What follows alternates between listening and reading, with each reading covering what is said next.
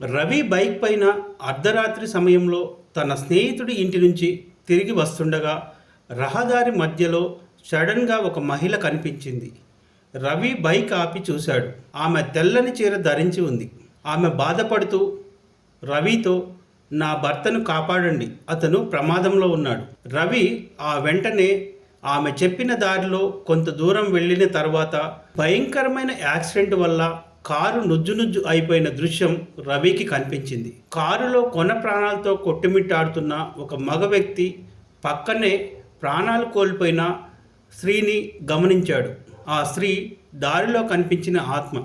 రవి ఆ వ్యక్తిని హాస్పిటల్లో చేర్పించి అతని ప్రాణాలు కాపాడాడు. రవి వెనక్కి తిరిగి వస్తే ఆ మహిళ ఆత్మ అక్కడ లేదు. రవి మనసులో ఇలా అనుకున్నాడు, భర్తను ఎంతగానో ప్రేమించే భార్య తాను చనిపోయినా కానీ తన భర్తను కాపాడింది.